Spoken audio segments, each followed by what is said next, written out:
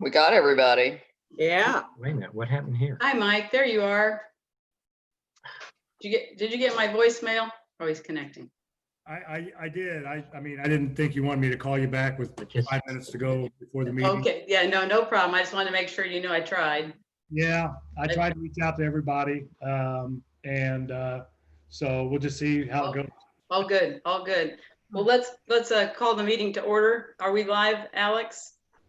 Yeah, it's on YouTube right now. I'm the only one watching. Okay.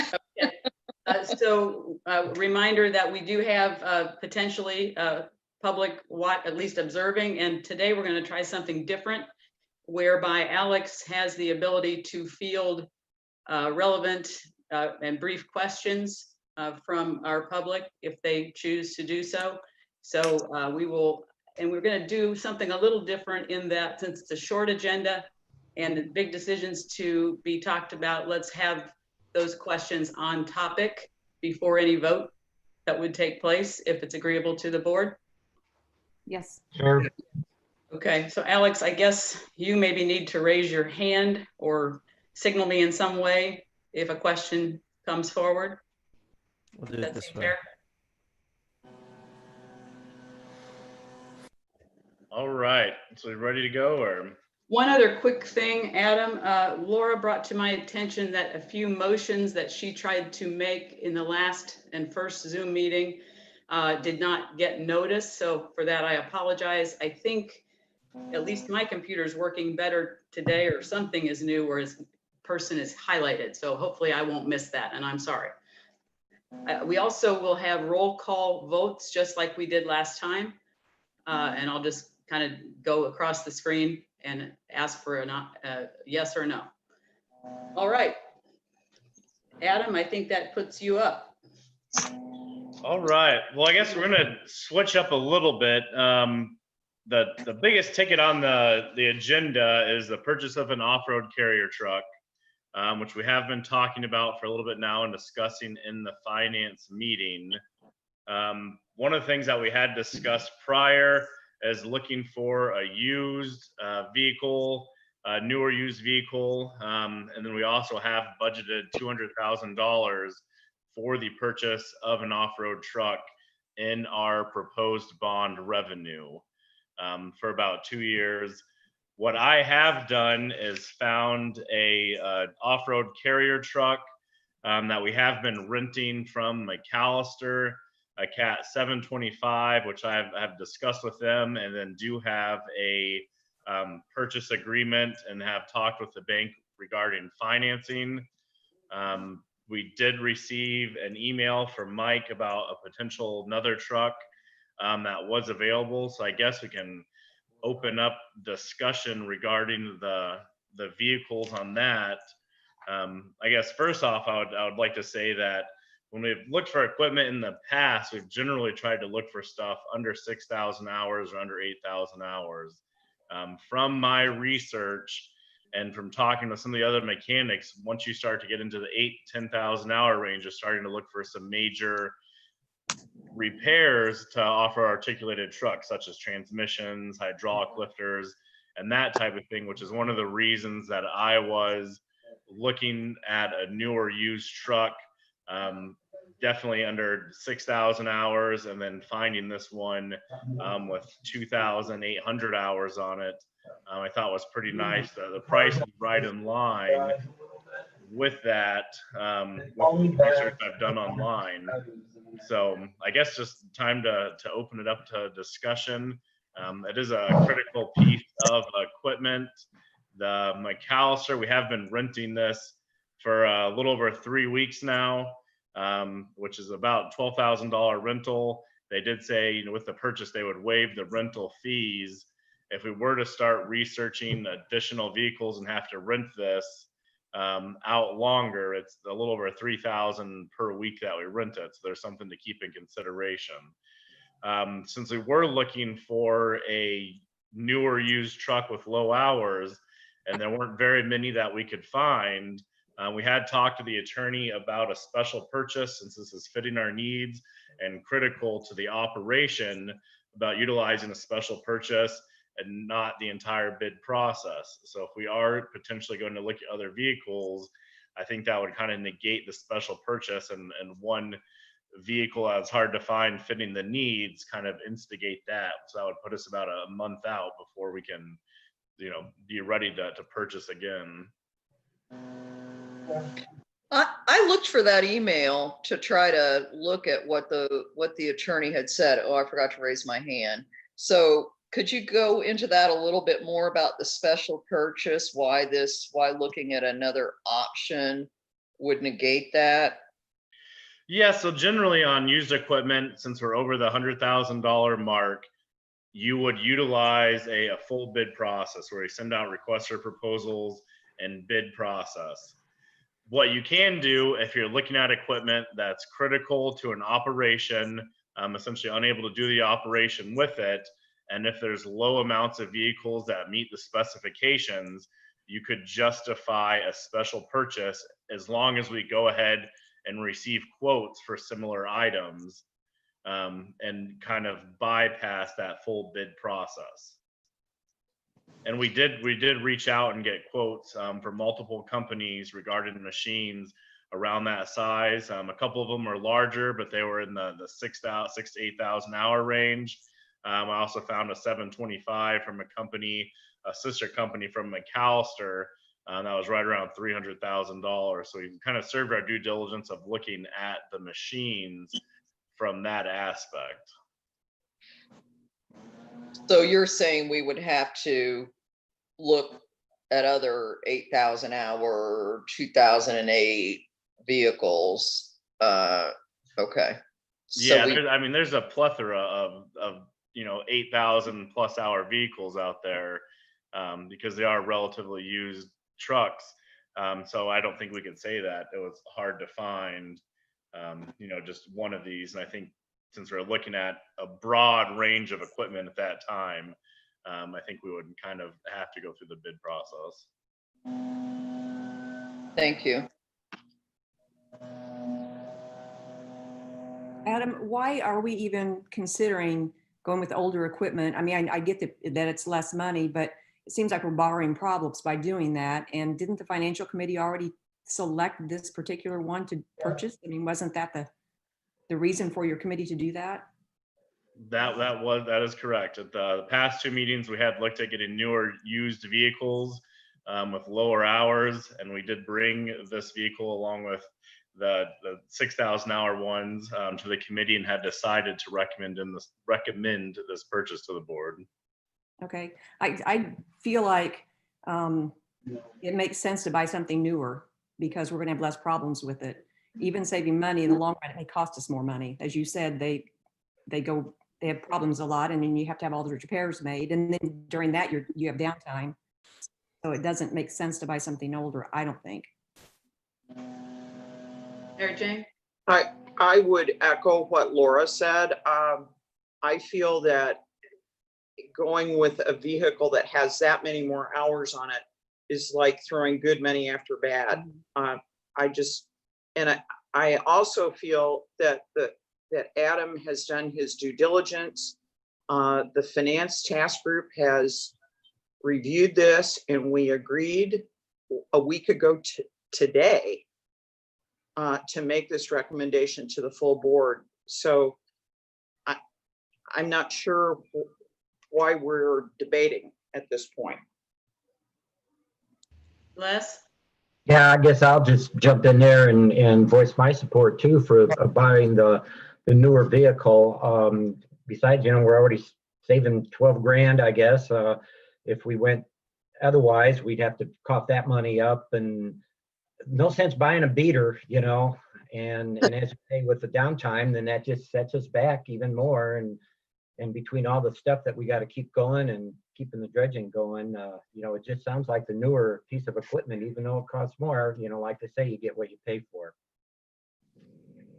Mr. Blackwell, you are the gentleman who has thrown out some new ideas. I'd like to give you a minute to tell us about what happened over the weekend and what your thoughts are.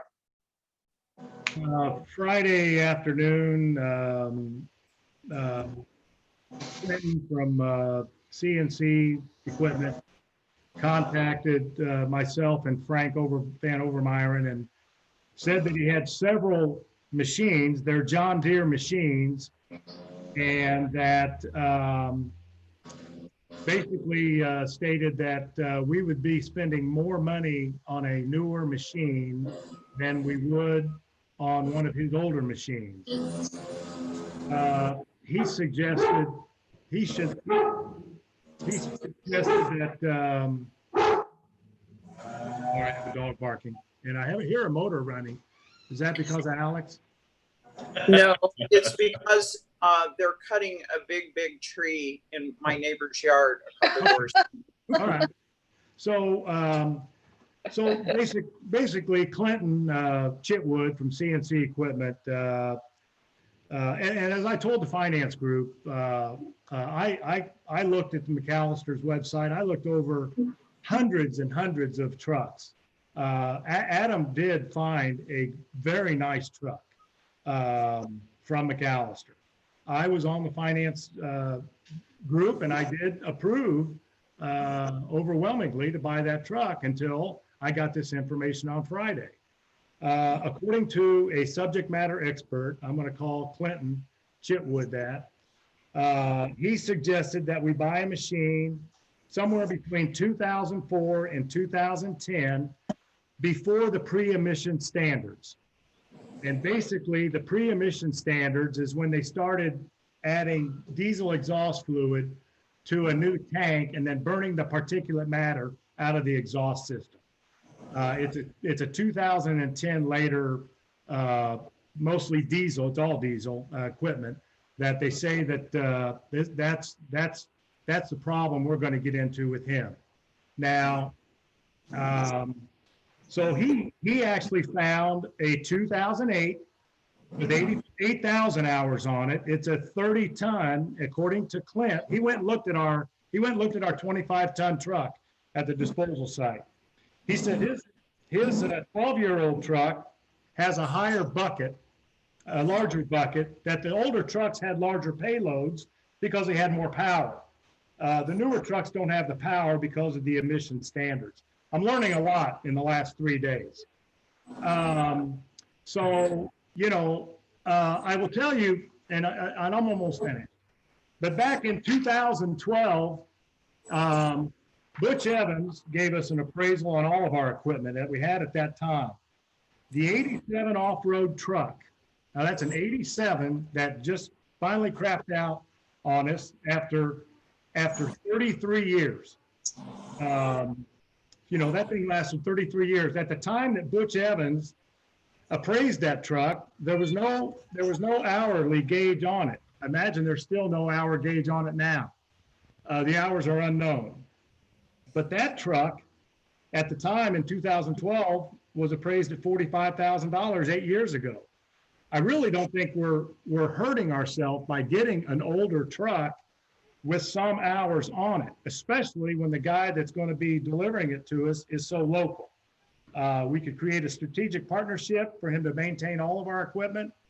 And, you know, it just seems like that $100,000, Kevin Fagan told me to have a pro and con list for you. So, you know, the pros is $100,000 in savings. The cons is it's an older truck, but so is the 87 Caterpillar.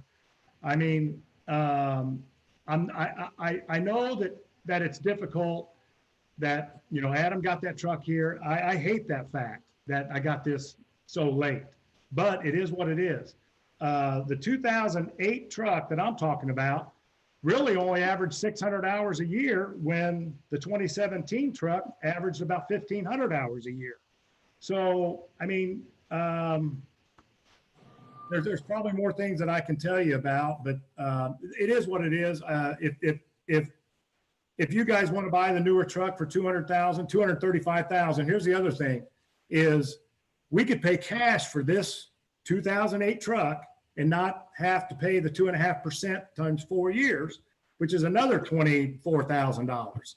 So it's just, I think that everybody should be aware that there are Adam mentioned it. There are lots of trucks out there. I never looked for a John Deere until Clinton contacted me this weekend. So it is really just a John Deere versus a Cat, and it's the pre-emission system versus the older system. I'm telling you what I know. I'm not an expert. I even told Les to call CNC because I don't have the answers. But that's my pitch to you. And it's, you know, at this point, it's up to the board. And I'd just like to interject a little bit that when we first started the truck, we were hoping to find a broker here in Indianapolis to help us look, you know, multi-state wide.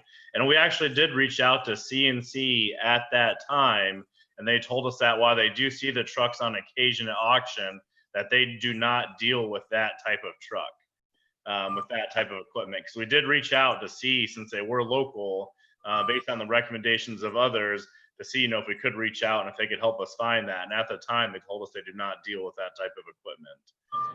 So that, go ahead, Mike. That Adam, that is absolutely correct. And I got the same thing from Jay. And today, Jay told me what he meant was they don't market that. They have none of them parked on their lot because they don't deal with them. They have there's no market for them here in Brown County. But he said, we do work on them and we can get them. And I think that was the misconfusion that he had with you and myself at the time when I talked to him during our first finance meeting. I reached out to him. So you are correct. But they have, I can't remember how many trucks he said. He's got several trucks between a 2004 and a 2010. He recommended this 2008. Just happened to be the one that he recommends. But you are correct.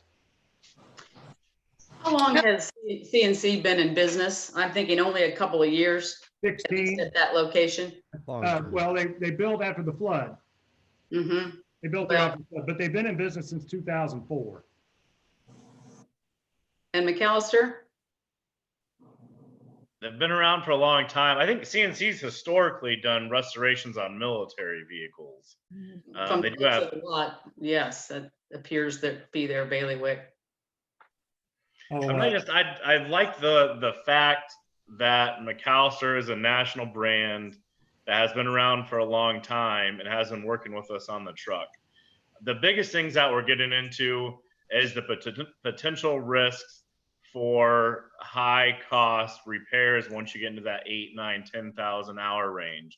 I did talk with the mechanic at Caterpillar regarding emissions equipment and maintenance and replacement. The biggest thing that they said on there is a diesel particulate filter, which he said when they first started using it in the early 2010s, Caterpillar recommended replacing this filter every 5,000 hours. They said they no longer recommend that, and they're seeing these filters are lasting well over 10,000 hours and potentially as long as the life of the machine. Now, when we got into replacement costs on that, he said if you were to buy a brand new one, you're looking at $2,000 to $3,000 for costs if you need to do it, but that you can bring yours into shops and get them remanufactured for $500. So I don't believe there's going to be much of an increased cost due to the emissions system. Really, I think it just comes down to we can buy an older truck from a company that's you know newly. I'm sure CNC is a good company, but there weren't a heavy equipment company when we called them 2 months ago when we were first starting this process. And once you're getting to 8,000 hours, if you look at some of these different mechanical websites, getting into transmissions, differentials, hydraulics, motor repair. What I would hate for us to do is for us to save $100,000 now, then we're just seeing increased downtime and we get a great relationship going because we need repairs more frequently than we would otherwise. Has McAllister been repairing all of our equipment in the past, or? We use McAllister quite a bit, yes. Les, did you have a question? Oh, yeah, I was just gonna just talk about the service thing. I mean, it sounds like McAllister would be more qualified to do the work on it because they're the dealer, where these other guys, I mean, if they only see these vehicles every now and then, they may not have the expertise or the tools or the know-how to take care of it. And so I think that's another reason maybe just to go with McAllister, in that they are the local experts for that particular model. Well, and they're not far away. I mean, you know, I don't know that having somebody right in Brown County is that big of an advantage either. So, because McAllister actually has a rental facility in Bloomington. They do, and that's a lot of our relationship because we actually rent skid steers and smaller equipment off them quite a bit for debris removal. Debbie, what other questions do you have? You sit on this group, finance group, and I want to Well, make sure. I think one clarification would be the number of hours that we use it a year, because I get all of Mike's points, and $100,000 is a lot of money, and we could use 100,000 towards something else. By the same token, we don't want to buy, you know, something that's not going to work for us. And I'm the first person to admit that this is not in my wheelhouse, you know, so I'm just relying on what I'm hearing about the information. But how many hours do we normally use it? When we figured it up, we were looking at mid 400s, about 425 to 450 hours for the year. Now, having a full-time operator, we would hope that that number of hours would increase, because now we'll have somebody to work over the winter time, so we can do, you know, dirt removal later. We can start site prep earlier, and we're not going to be limited by the number of hours.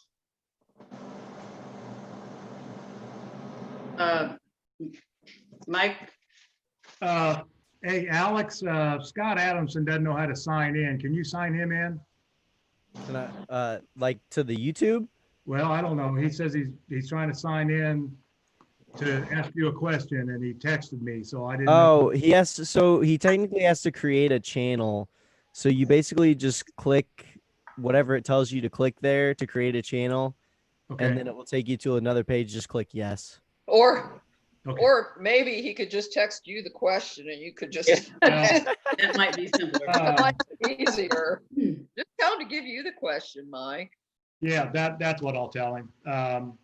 You know, I don't know how much more information I can give you. I trust this. I trust this Clinton guy, Adam. I think you know Jay, or you're familiar with Jay at CNC. You know, it's just if we're only using it 500 hours a year or less. And by the way, the barge hasn't even been on the water, so I don't know how we're even using the truck now. Are we using it for site prep? Yeah, the site's been prepped, and the barge is on the water doing debris removal today. Okay, because I was down all last week and I didn't see it, so I didn't know how much use we were getting out of the dump truck. But you know, using a truck less than 500 hours a year and paying $235,000 for it plus interest, you know, that's going to put us about $255,000. Whereas I understand we'd have to send that one back and we'd have to pay $12,000 in rental, but I still see that there would be with 255 minus the 130, we'd still have $120,000 in savings. So that's really what I want people to understand is it's quite a considerable savings, and I trust CNC. I stopped by them this morning, and I trust what they have to offer us. The guy's really not making a whole lot of money on this purchase if we're going to go that route. Mary Jane, Les was in line with before Mike. Okay. Get to you. Les? Yeah, I wanted to ask Adam, just to clarify, the current dollar amount on the table is how much? $225.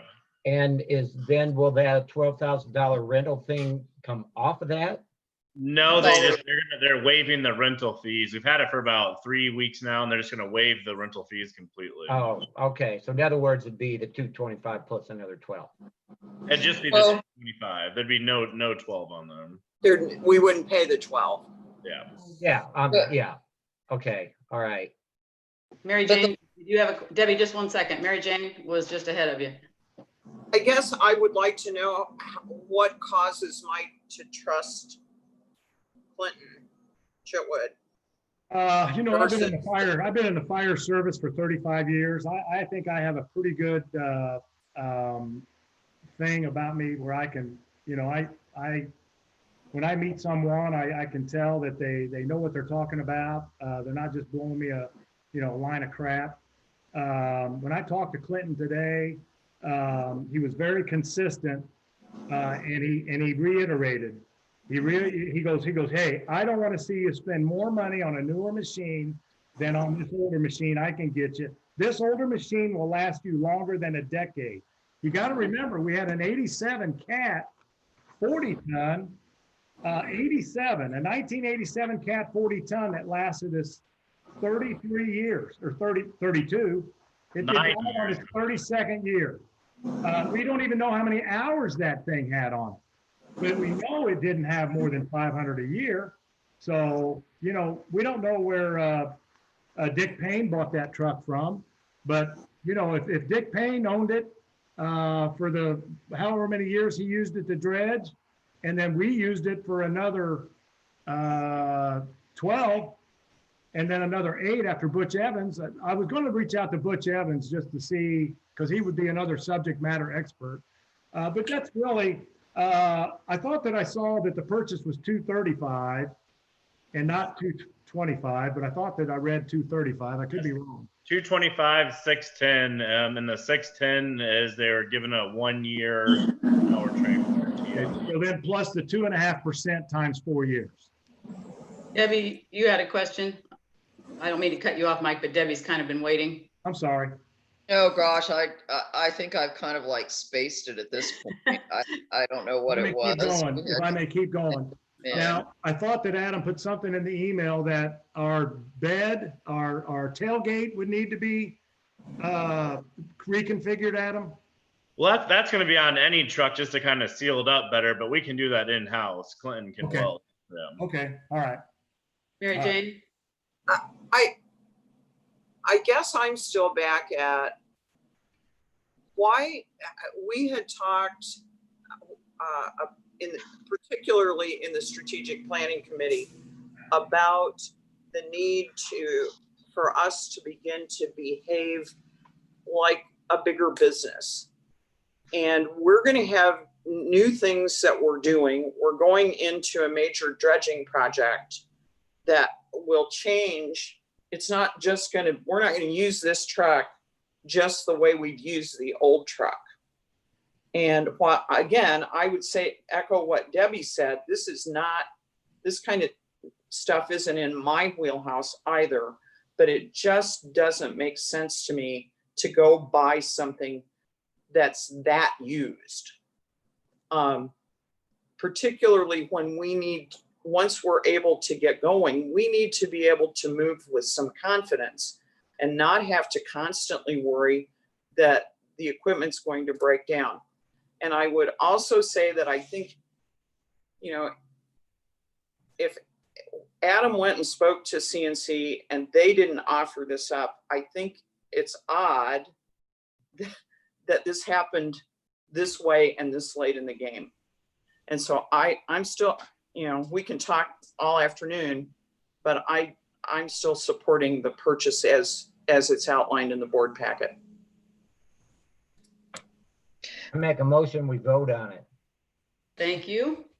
Can I make one comment? Yes, you may. Sorry, Les.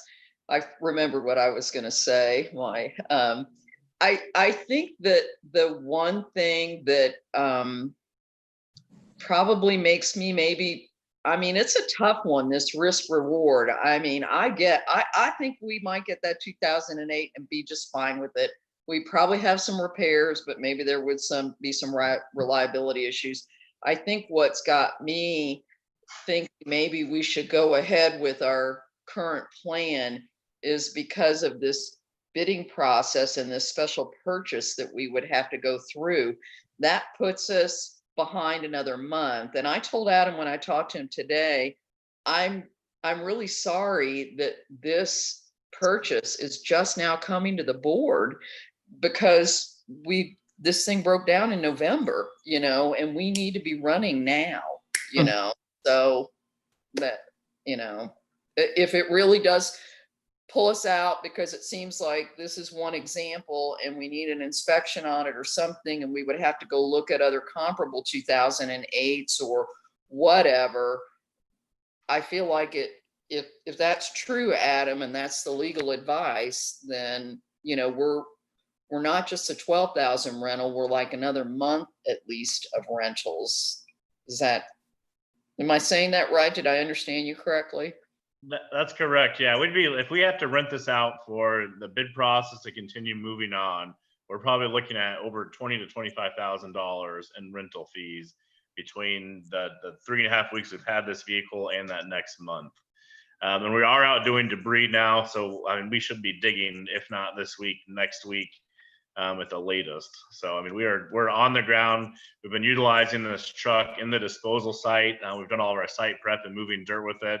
So we've had a chance to kind of shake it down and test it out. Yeah. Unless there are any questions, and I'm not seeing a hand up, Alex, from our public or No, Mike, Kathy is there said she's here and Kevin said he's here, but nobody's asking any questions right now. Okay. Oh. Les has asked that we to make a motion to vote on this. I would concur. Les, would you like to do that? Yes, I make a motion that we vote on purchasing Adam's proposed vehicle from It has been McAllister. moved. Second, please. I second. Second, Laura, did you second first? I don't want to miss you again. It doesn't matter. All Somebody right. I think second. Laura beat me to it. Okay. It has been moved and seconded that we support Adam's purchase agreement. Any further discussion? Yeah, just one more thing. We wouldn't be down for a month. The guy can get the truck down here this week and it could be delivered to the dump site this week. So it's and same deal that McAllister's given. But I see the what did Bert Servas say? I see the complexion of the board right now. So I will hold my discussion. We could get the machine that I'm talking about here in a week, but I'm okay for you to call for a vote. But it's also not just, let's be clear. If we go with the other option, then we have to spend more time, right? That's what I Yeah. understand. The bidding process, yes. Because of the bid process. Well, but okay, but it would be the same. He would have the truck here. We would be using the truck. We would have a Oh, purchase and he- agreement. He I would mean, give it'd be us no a different rental. than what Adam has spent the last 6 weeks on. I commend him for it. He did a great job. He got the truck here. He made the deal. This came in last minute. But it would be the same deal. We would get the truck delivered. We would use the truck. Is it a nice truck? Yeah, it's got a bigger payload. The guy would come to the disposal site and do whatever necessary adjustments to the payload as what does Clinton has to do. But the truck could be delivered this week. It could be delivered today. But it sounds to me like the board wants to spend more money on a newer truck. And I agreed with that a week ago. Mary Jane is correct. I agreed with it. But this is going to be a $245,000 purchase at the end of 4 years. And so that's where I wanted to bring to the board something other than the one that I said, yeah, because I researched Caterpillar. I never looked at John Deere ever until Clinton brought it up to me. It is what it is. We could have that truck here this week. Okay, thanks, Mike. So back to the motion. I think we've talked about as much as we need to in my opinion. Les? Can I just say one thing, Pam? Yes, you may. I'm sorry. I think it might be important, like, I respect the governance process that we had with this finance task group. I think Mike did go back to the other members that aren't part of this board on that finance task group. And I don't know what they said, but you know, they were part of that decision too. I just wanted you to know that he did go back and talk to them, I think. Yeah, thank you. I talked to Kevin, and Kevin was, I thought, pretty much in agreement with me. Malcolm was also pretty much in agreement. And I tried to talk to Mary Jane earlier, and she asked me to wait for the board meeting. So So, those were the communications that I had with people today. and I asked you to wait for the board meeting because when you got this information, you gave it to the board. You didn't give it to the task group. And this was where we were already at this point. That's Right. why I have Right. a. And I didn't have a problem with it. What I wanted, because we're citing back to the planning group that voted on this truck that Adam had found, I wanted them to know that, hey, there may be another option. What did they think? And I thought that, and I know Kevin said he's all for saving the 100,000 plus at this point in time. And I think Malcolm was pretty interested in it too. So I wanted to talk to everybody, which is why I reached out to you, Mary Jane. No, I understand that. Yeah, so I understand that. I think you're right. We can talk about this till the cows come home. You know, again, I'm in favor of saving a little bit of money. I like this. I like this truck that they found. It's a John Deere. And I'm pretty sure the 2017 truck's a nice truck. Adam has said it's a nice truck. Clinton likes it.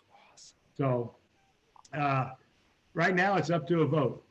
Okay, appreciate that. And I would like to add one note. Adam has done a lot of work on this, and I appreciate your patience with this last late-breaking scenario. We always need to consider things like this. I don't like surprises, but I'm not going to ignore them if they come up and seem like a better scenario, and I will always be a board that listens. Thank you.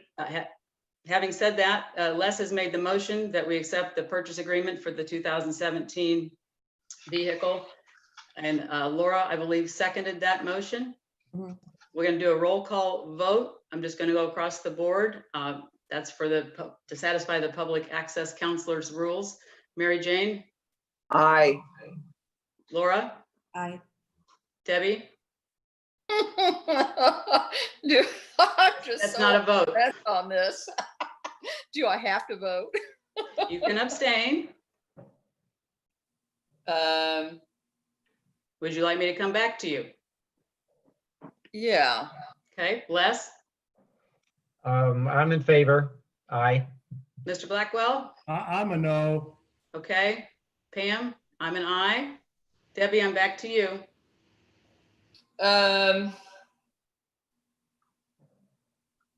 I think I'm going to go on a no on that because I think it's a lot of money and I feel like the old one has lasted a long, long time. And Okay. well, no. So that would be four ayes. Let the record show 4 ayes and 2 nays.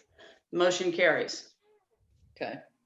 Thanks to everyone for your input.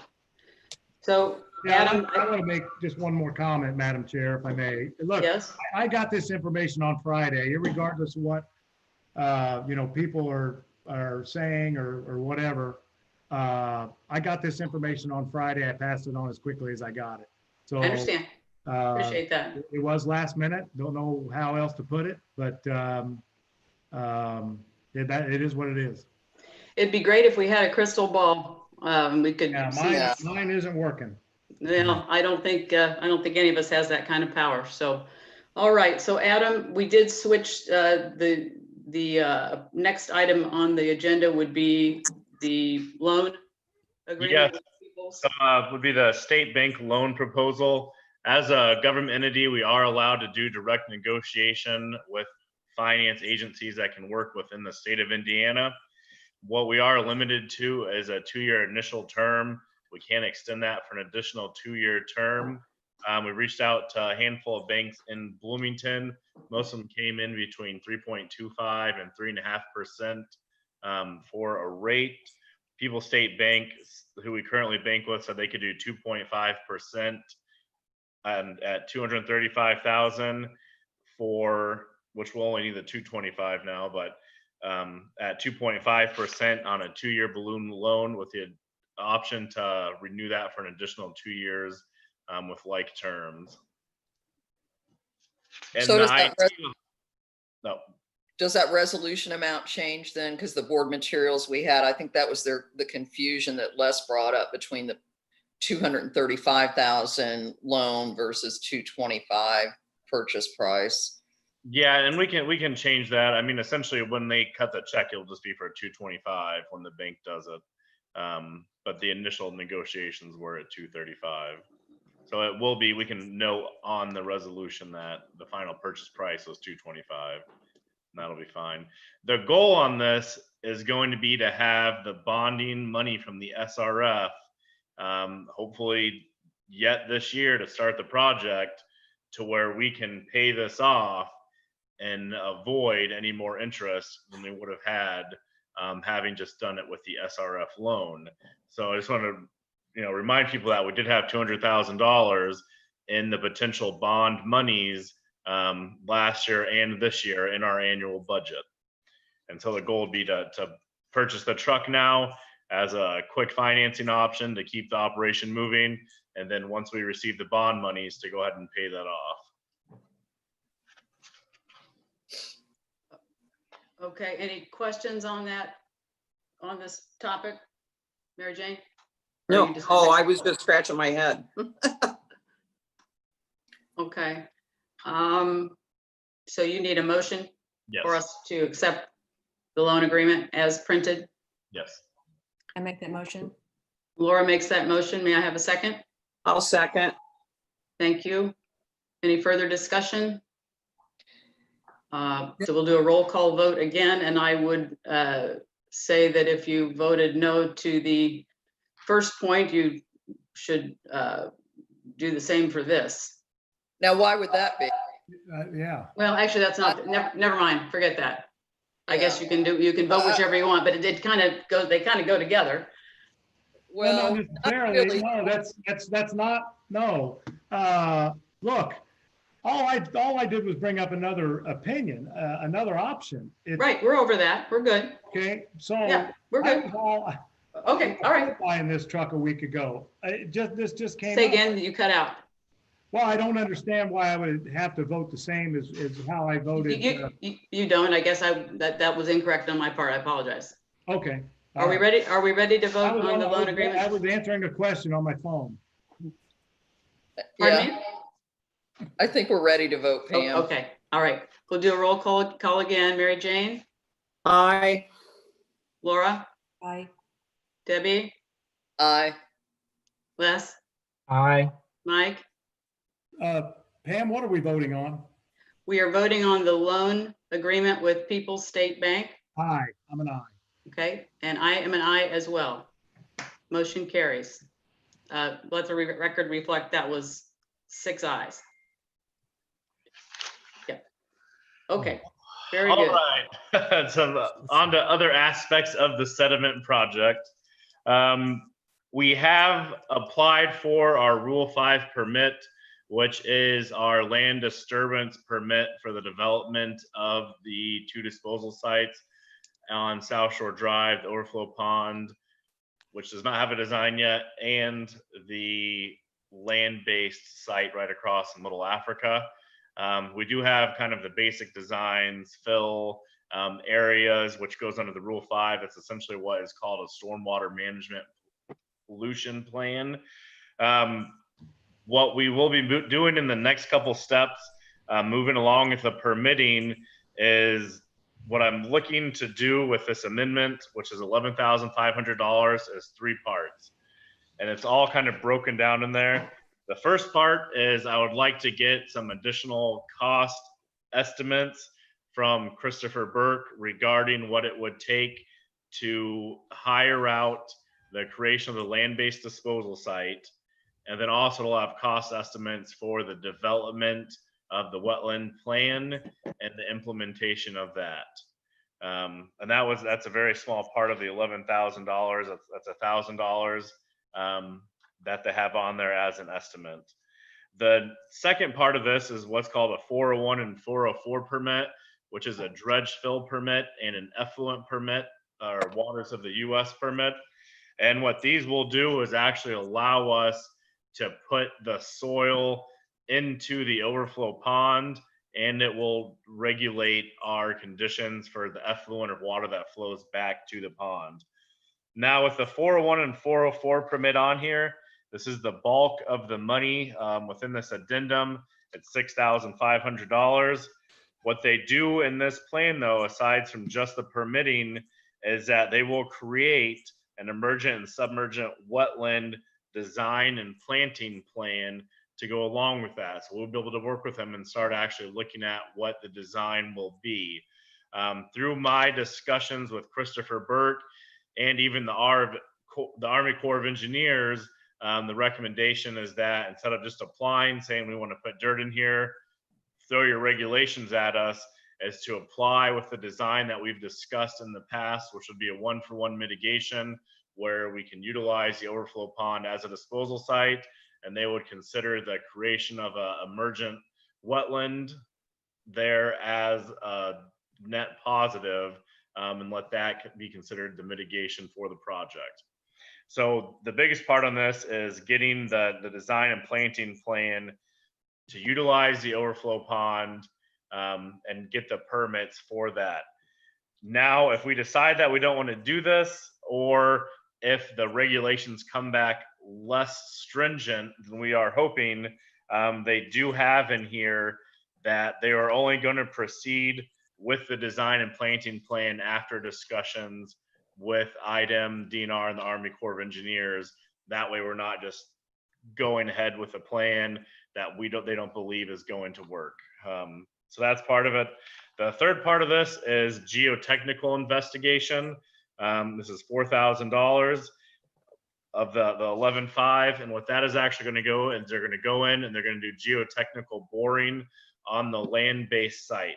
Now, what that's going to allow us to do is see how far we can actually dig down in the different areas to see how deep we can actually create our sediment retention pond. The permitting that we applied for is based on a 17-foot pond, essentially a 10-foot dig, a 10-foot pond below ground level excavation, and then a 7-foot berm around the edge of that. With that right there, we were looking at those little over 80,000 yards that we could fit in that one site of material. And I want to say off the top of my head, every foot that we can put the berm above 7 feet was close to an additional 7,000 yards. So this will really let us get a more realistic and accurate depiction of what we can do for our sediment disposal site there. I think they are all pretty critical to the entire project. I think it's information that we need to have.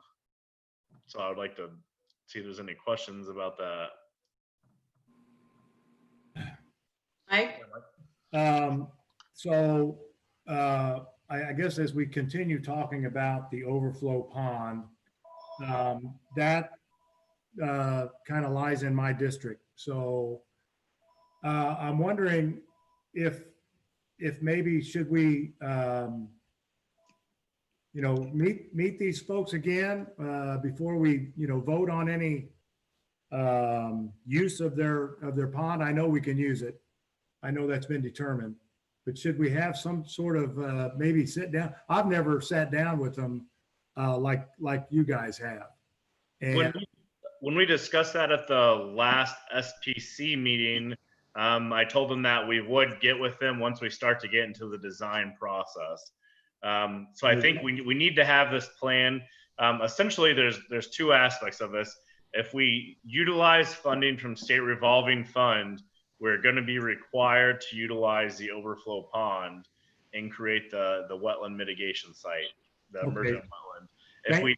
Thank you for that. So what I would ask you is that when we do vote for this, that is in your description. That we will sit down and, okay. Yeah, right? absolutely. Because some of the main concerns were still wanting to have open water, have some reflections. And I think there's quite a bit of design that can go in there to create an aesthetically pleasing environment for them. I don't want to go in and just fill it in and wipe it out and turn it into a field. I'd like it to be environmentally beneficial and visibly. And maybe, I don't know, with that $11,000, Chris Burke could maybe draw something up to what it's going to look like. That will have with the design and planting plan, that will have design drawings showing what it would look like, what the planting plan would be. So we would have, essentially we'd end up with a document that we would give to the regulatory agencies that says, here's what our design plan is. Okay. And they will base that on, I mean, there's certain percentages of open water that are required, certain percentages of vegetation. So they'll take that all into consideration. Yeah, and we will meet with the residents on the pond to get some engagement and opinion on it. I appreciate that. Absolutely. Mary Jane, did you have a comment? No, I was just trying to calm my dog down. Okay, but you're, all right. So if there's no more discussion, I would like to ask for a motion to approve the amendment to the permitting contract with Christopher Burke for the amount of $11,500. I'll make that motion. Thank you, Debbie. May I have a second? Second. Thank you, Laura. It has been moved. Mary Jane, are you back? Oh, there you go. Can you hold on one second? Do you want me to vote? We're getting ready to We're vote. at the discussion stage. All right, I need to take this real quick. Yes, Madam Good Chair, Lord. just to add what Adam just said, that when these designs are produced, that there would be a second meeting or third meeting with those pond residents. Yes. Okay, thank you. Want to make sure Okay. that got thrown in there. I'm gonna start acting like the governor. He's a very hand talker. We're diving, we're like driving, we're So- detours. we used to call it parking planes. So Debbie, you made the original motion, or did you second? I'm sorry. I made the original motion as revised to have a discussion with these folks. Okay. All right, and Thank you. Laura, you still remain the second on that one? Yes. Good. Are you back, Mary Jane? I am. All right, are we ready to vote? Yes. All right. Mike, are you With an wanting to eye. say? Yes, Hold on, I didn't call your name yet. Laura, Yes. Aye. Debbie, Aye. Les, Aye. Mike Blackwell, yes. Mary Jane, Aye. Pam Dugan, aye. Motion carries. Okay. Is that, do you have one more item on your manager's report? Finally, we did receive a conditional award for our DNR Lake and River Enhancement Grant. It's in the amount of $5,000. It does require the expenditure of $5,000 for the match. However, we already have $50,000 budgeted. We'll have no issue reaching that $5,000 match money, but we do have to officially accept it and then give out the winner of the contract. We only received one bid for this, which was aquatic control. So I would like to go ahead and recommend that we accept the $5,000 grant award from DNR and with the utilization of aquatic control for the vegetation treatment. May I have a motion in that regard, please? I will make a motion that we accept the DNR Lair grant. Second. Thank you, Laura. It has been moved and seconded that we accept the grant from DNR. All those in favor, or any further discussion? Sorry. I'm back to my old routine. Roll call vote again. Laura, Aye. Debbie, Aye. Les, Aye. Mike B, Yes. Mary Jane, Aye. me, aye. All motion carries. Thank you. Old habits die hard. All right, that brings us to new, and I would put / slightly unfinished business. You guys got a copy today at my request of the fishing rules. I know we've had some angst around. I think we've, tried to deal, Adam's had to do it, not me, but tried to deal a little bit with these folks. And I know it's frustrating. Anybody, we don't have much enforcement capability. I know I would be frustrated if people were crawling on my dock at any time, not just in this particular COVID time. I'm not sure how much further we can really go with this. I think we've done a pretty good job, but it sounds like things are a little crazy. Thoughts? Well, I reached out to Mary Jane on the weekend because we were out there and this guy was really combative with me, and I didn't bother to I didn't want to be a real stinker about it, but I just merely went out like he was like right by the end of our dock, right by our boat. And I said, you know, you're supposed to be 50 feet out. Why? You know, I pay my $135 for a permit and you don't own this water and it's public water. He was really combative. I mean, I just finally just kind of walked away. I didn't want to say how much I pay in taxes for my place either. But then later in the afternoon, another fisherman came by. At that point, my grandkids were swimming in the water, you know, like they weren't in the water then, but they were running up and jumping in. And his line was right at our ladder at the end of the dock. Now, he was nice. And I just said, you know, this is just way too close. My grandkids are swimming. And he moved on down to Ritter's old place, Schwab's. And, you know, we heard them yelling at him and said, you got to be 50 feet away. So somehow I looked on the website today to see where do we post it. I guess my only comments about this would be it's too much reading. Like, I don't know where this is going to be, but can we just like shorten it up? Do not blah, blah, blah, blah, blah, blah, blah. And then it's, what do we do about the enforcement? So Well, those are my comments. We created signs with the codes of conduct that are going to be posted at the gatehouse and at the ramp right there. So historically, it did say occupied docks you couldn't fish around. Then if docks are unoccupied, to stay a reasonable distance. In order to try to appease some of the freeholders, we did put in the 50-foot mark on there, kind of change the codes of conduct as their suggested codes. Then we had an uproar from fishermen with a conversation from DNR conservation officers. They said that unless people are physically on the private property, there's nothing illegal. Why it would be respectful to stay away unless they're actually entering or standing on the property. Essentially, the conservation officer was, well, they can be wherever they want on the water. So I think just really the suggestions and the codes of conduct and talking to them. Saturday was a crazy day. We had a fishing tournament going on, and we just had a ton of boats. It was over a $10,000 day just on Saturday, which I think is probably one of the top 3 revenue days I've ever seen on the lake, even more so than 4th of July and Memorial Day. So I think that kind of added to the hecticness of it. We do have the patrol boat up and running, and we were going out and taking turns, kind of doing laps and that. I mean, I think that the biggest thing that we can do is, you know, inform them and say that, hey, the biggest thing is staying away from docks when people are on them, and then being respectful when they're not. What you run into is that docks are probably 80% of the structure in the lake where the fish like to hang out around on. So I'm not positive we're ever going to be able to completely change that behavior of fishing along the docks. So I think just kind of the education and saying being courteous is about the extent that we can take that. Yes, Les? Yeah, now, Adam, didn't you say though, we do have the right to not allow or actually bar people from launching? Is that correct?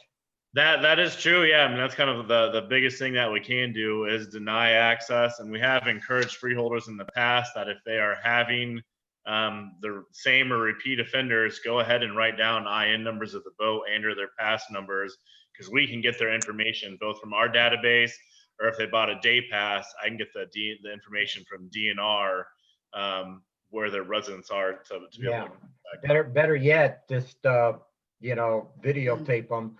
Yeah. But you know, as far as the codes of conduct go, I mean, I do agree, you know, the longer you make stuff, the less people read. And, you know, maybe we might want to trim that down just a little bit to emphasize what, you know, we're worried about, which right now is people fishing too close. And, you know, like, so for example, you know, obviously we don't want people littering, but, you know, people know you're not supposed to litter. You know, I would drop that one. I mean, that's kind of like putting up a sign that says don't rob the grocery store, you know. And if we want to, you know, I think there's some opportunity there to just maybe make that a little bit smaller. But then, having said that, though, one thing I would add is just say violations may result in you being barred access to the lake. And it does say that on the bottom of the signs. It And does. the signs are big. They're 2 foot by 3 feet. So it's 1-inch letters on there. Okay, I was looking at the code of conduct document that was today. On the very Oh, bottom. okay, all right, I'm sorry, it was off my screen. It's at the very bottom. Yes. Mhm. Okay, disregard. Mary Jane, did you have a thought? I have a couple thoughts. One was that because the reason Debbie reached out to me was that this particular fisherman said that he had spoken to me, and apparently that made it all okay. I spoke to the vice president, and I'm like, oh, you talked to Mary Jane? And he's like, yeah. And I'm like, oh, well. Maybe he was talking to Pence. We're not going to name, I prefer not to name him if we can avoid it. But when Debbie said that he seemed, what was your word? Combative. Combative.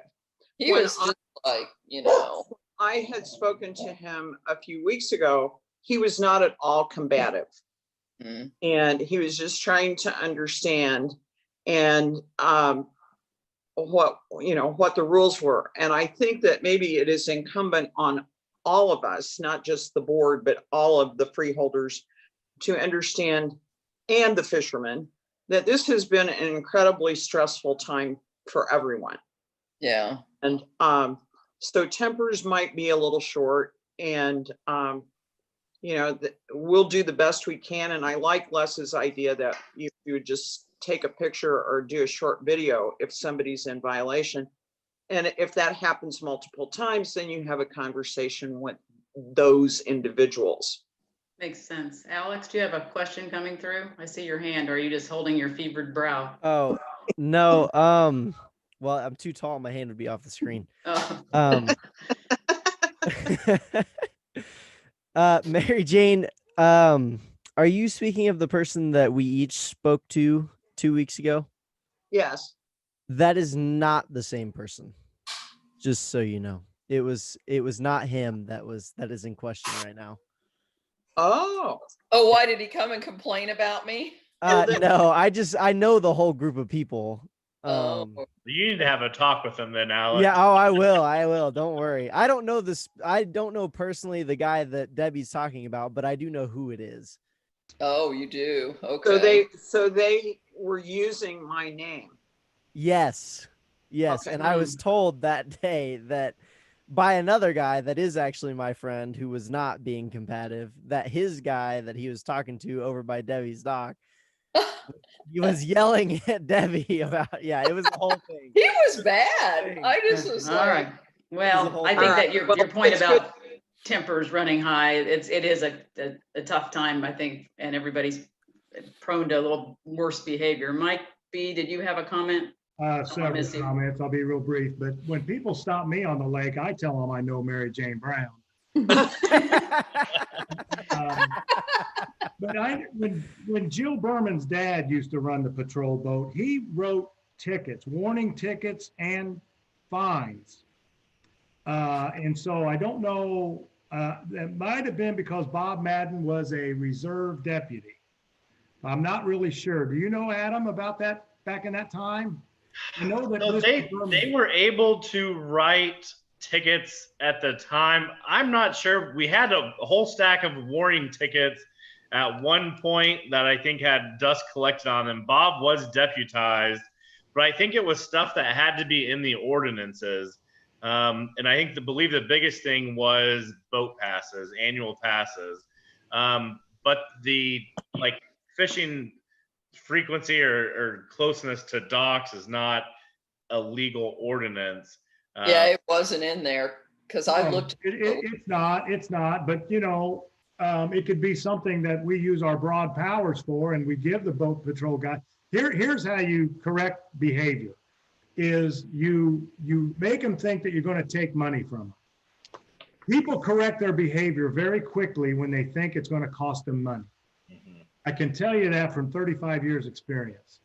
And so you know, if we have to issue warning tickets and write down their name on their boat or whatever, hell, I'll ride the patrol boat and write tickets if we're, you know. No, and we can, but let's not spill all of our beans and tricks on the public comments. Well, listen, Yeah.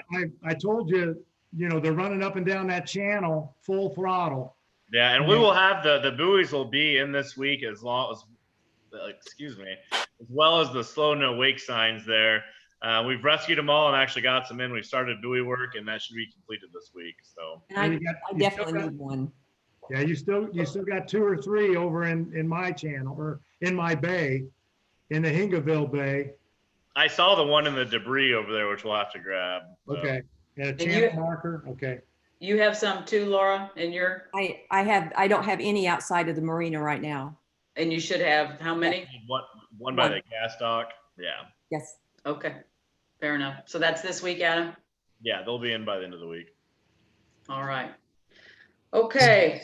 So Pam, Yes, ma'am. are Adam and Alex going to take and kind of revise these a little bit and kind of make them a little more succinct? And I'd say if our big concern is these behaviors, we should start with that instead of making it to the end. I mean, I think, and then Les has brought up in the past a lot of concerns about jet skis. And is there anything specific that, you know, you want added for that? I don't know. Just a Mary thought. Jane, you had your hand up pretty quickly in response. I am happy to do a revision and give it to Adam and Alex to vet. Okay. So if you, And then we'll send it around. yeah, and then we'll send it around. Sounds good. Thank It's you. amazing during the summer how many children I have to escort on jet skis home to make sure they go there and get off of it. So Yeah. freeholders, Yeah. guests. Oh or yeah, I'll see kids that don't look a day over 8 years old, and I'll have to follow them home on the dock and tell the parents that they're required to have a license and/or a boating permit and Yeah. Oh, that's just flat out dangerous. Yes, Les. Well, and then the conservation officers can ticket them for that, though. I mean, that is a state Absolutely. law. Yes. And then just once again, a reminder, I keep bringing up this idea of having the IU cadets. I just don't want to lose sight of that because, you talk about the image and stuff. I mean, they are sworn officers. They look like cops, Yeah. And that I think would be an effective tool. And I mean, if it really gets to be a big issue, I mean, we could try to get the city to pass that ordinance, just because it's not a state law. I mean, we could still make our own ordinance for that if we want to, but we got a lot of irons at the fire right now. And I think it's worse now just because everybody's out fishing because there's nothing else to do. Yeah. Right. The state parks, I've been hiking and stuff. I mean, you can't hardly park at the trailheads, I mean, it's everybody's out just to get out. Yeah. Yes, Alex. I have 2 public comments whenever we get to a section like that. Debbie. Are you? I have more comment, and I don't know if this would be the place to handle it, Adam, but you might want to, we witnessed there is a place next to our place where people can put their boats in the water, and people are coming there, putting their boats in and day out. So I don't know about that. It's tough. I talked to Laura and, anyway, I don't know if this is someplace that you should mention that, but like they're parking at the top of our driveway and then, it's just a habit that's been formed. And now it's new owners there too. The guy's really nice. But just mentioning it. Yeah, we'll do. As we get a little bit further into the season, we actually pull over tons of people on weekends that don't have annual passes and ask for their day pass. And if they don't have passes, we will make them head back to the office to purchase one. So we do patrol the passes pretty hard during the summertime. It's a little latency right now since we just started doing sales. But yeah, we keep an eye on for that, and I appreciate the heads up. Tickets. Oh, yeah. Mike, B. Yeah, Adam, if you are going to be digging in a couple of weeks, I would ask you to call the electrical company and put resistors on the lines that go over Salmon Harbor. So you guys can get the excavator underneath there. I think you said it'd be about 3 weeks, 3 or 4 weeks. Yeah, hopefully, yeah. Before we And get then it'll take 3 or 4 weeks for them to get the resistors on those lines. It's probably right. It will. It did. So if Alex or you could make that call today, I would appreciate it. Okay.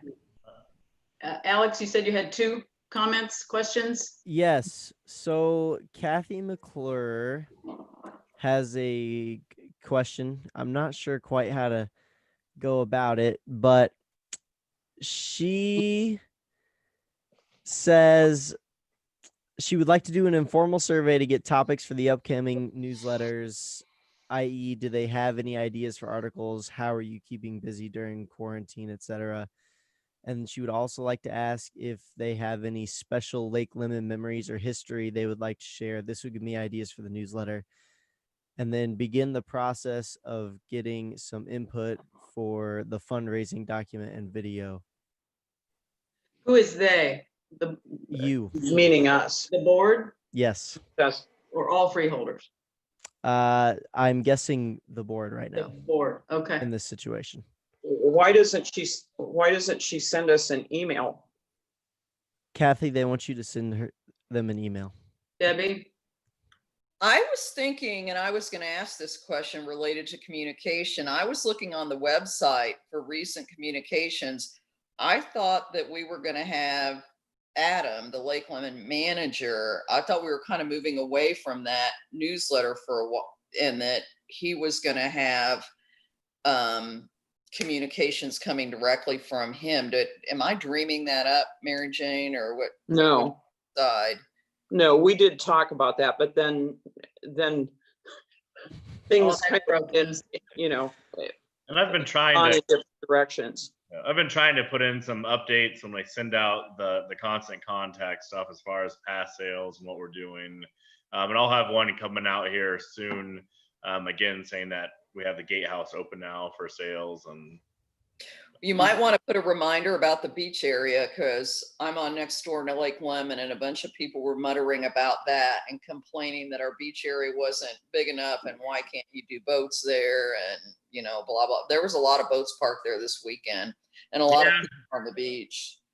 Well, we'll have before our permit passes, that whole beach will be blocked off, and we'll be bringing in trucks to spread gravel at the new boat mooring area. So we'll probably get a lot more complaints once they can't park there at all. Sure. Well, are the buoys up and the ropes up in the beach area? No, we have an inspection coming up. Technically, we don't open up till Memorial Day weekend. So we'll have those in by next week prior to our inspection with the health department. Okay. Back to Kathy. I would echo Mary Jane's thought. Why don't Kathy email the board those thoughts, questions, and you guys be on the lookout for that. Does that make sense? She also wanted to clarify that she meant all freeholders in terms of feedback for kind of ideas for articles and whatnot. Okay. How about I can put that in there that I'll include her email, where if they want to contact her about that, then they can. Okay. Is that all right with everybody? Yes. Yeah. Alex, is there another comment or question? Kevin Fagan asked me to interject that there are several families of geese with multiple babies around near the spillway, counted at least 15 babies. And he knows that we had discussed addressing them as eggs, and apparently we have missed that chance. So any options to deal with them post hatching? Les, this is your area of expertise. That's right. I think this is the board meeting. I just took video of some that were really, they're so cute. No, don't say it, Deb. No, they're not. Don't say it. Well, Les, you are the geese police. What do you think? Yeah, their poop isn't cute. I'll tell you that right now. Well, we did talk about this before, and there is the options, and we still could do the euthanasia thing, or euthanize them. which if we do miss the egg thing, but is that early, Adam? I mean, it seems. No, early, it's but- about time. Generally, the biggest place that we can really look at is the island. And there really wasn't any nesting on the island because of the pelicans. A big gang of pelicans came and chased all the geese off the island. So there weren't nests there. So when we checked it out, we didn't see any active nests there. I think that'd be a good, we are past the time period for treating the eggs through aniline and or using oil. But I think in the newspaper, that'd be a good thing, just where, again, I think we did put it in a newsletter that under our permit, people can treat the eggs in the nest. Maybe that's another communication that we have in the winter time about how to properly do that and to notify us. Yeah. Were I you don't- guys able to get out and treat any at all? Really, the only place that we can check is the island, where they're generally located at. And besides that, I mean, it's an Easter egg goose hunt. Yeah. So unless we get notified of where there's actual nests at, it's a egg in a lake shoreline haystack. Well, I'm not for killing them now that they're here. I think it's our opportunity. Alex, is that the extent of the questions, comments? Yeah, Kathy had a follow-up saying that we could make the newsletter for May more generic and public interest rather than having any specific dates and upcoming events. But I agree with the email chain. I think that would probably be the best way to sort that out. And then Kevin Fagan said the land near the spillway, north and south. We'll reach out to them after the meeting. Okay. Perfect. Yes, Les? Yeah, just another thought on the geese. You know, what I did was I went down to the fireworks store and bought about 1,000 bottle rockets. And when they come into my yard, I sneak, so they don't see you. And as soon as they hear me light the lighter, though, they perk up. But by then it's too late, and I blast them with about 3 or 4 of them things, and it runs them off. This You is know, not you just an got to official stay on it. recommendation. Huh? I said this is not an official Lake Lemon recommendation. Oh, well, it works. Les, Mary Jane? Les, did you get that idea from that movie Steel Magnolias? Garrett No. shoot fireworks into the trees. Drum, yes. Oh, that's funny. All right. Is that the extent of the comment? Yes. At this moment in time, as you all know, I guess our next meeting is scheduled to be May 28th. So it'll be the week after, Thursday after Memorial Day. Who knows? So I think we'll keep that for this moment, see what happens in Monroe County with CBU. I'd like to keep that meeting. If we have to do it this way again, so be it. But I think what we'll do is right now, just stay tuned like we did this time. Okay. Fair When enough. did you say that meeting was going to be? And then our next scheduled meeting is May the 28th, Thursday. Thank you. Okay. I Okay. guess there's a lot to happen between now and then that will determine how we approach that. Yes, Debbie? Will we be getting an update? I appreciate your email over the weekend, Adam, but I do think we need to, in our communication to freeholders, let them know what's open, whose guidance we're following, when we can open. How do we block off people from coming to the beach if they're not supposed to be at the beach, because they were there. So I feel like we need an update from you on that. All right. Okay. Well, especially as the I'm weather. happy to help with that too. Okay. Okay. Thanks. Yeah, I'm happy. I wouldn't have sent that email out about I didn't know you were going to open the gatehouse. I'm glad you did. There was no idea. Yeah, it was a record. Well, what, excuse me, part of it was, I don't think until Friday when the governor made his announcements, or Thursday, whichever day it was, Friday. there wouldn't have been any way for us to know exactly what we would be doing or any kind of a guideline to go by. Well, there were several emails sent out. I think Les sent one out about Monroe County and Debbie sent one out. And, like, well, what are we going to do? And I'm glad that Adam opened the gatehouse. I thought it was the right thing to do. I think that's what we need to start doing and I just got a question. So is the office going to be staffed then starting Monday through Friday? Well, I mean, we're there Monday through Friday, but it's going to be closed to the public still. Monroe County extended through the 15th. And Yeah. I think we'll keep it closed to the public until we get guidance from the governor otherwise. Okay, so if somebody wants to buy a season boat pass, a freeholder, they need to call.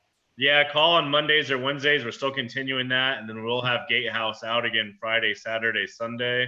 Okay, Most of the Gatehouse guys are going through end of semester finals this week. And since we actually missed a whole month of weekend, we do have enough hours to potentially within the next week or so open the Gatehouse full time. So, Okay. All right. Laura, Yes. Laura, should you articulate to the group what you're doing since you're the business on the lake? Yes, I am open on the weekends now from 10 to 5. I am selling permits, but I'm doing it by taking orders outside. I come into the building, get what they need and take them back out to them, run credit cards inside, whatever I need to do. I work weekdays by appointment. People call me if they want in to put their boats in, buy their permits, whatever. I'm available to do that. I just cannot let them into the building yet. yeah. Yeah, put a table out there and put a rock out there so they can leave their money under the rock and then you take it and put it back under the rock. I mean, it's simple. and we're still getting a decent amount of mail too. I mean, so if you want to mail in a letter with a check, we'll turn that around the next day and get it back out to you. Yeah, if you mail a check, please include your name. Sounds like that's been a problem. Sometimes we get company checks and I can't read very Oh, dear. signatures. Laura, sounds like the only thing missing is a hamburger stand. That's right. We need that. Well, there you go. Well, guys, thanks so much for your time. To our public, thanks for tuning in. I think I would entertain a motion to adjourn if no one has anything I further. make a motion to adjourn. Thank you, Laura. Second, Mary Jane has seconded it. Laura, vote please. Oh, aye. Debbie, Aye. Les, I Mike, Yes. and Mary Jane, aye. and I'm an aye. You guys have a wonderful evening. We'll be in touch as to next steps. All right. okay. Thank you. Aye. Safe.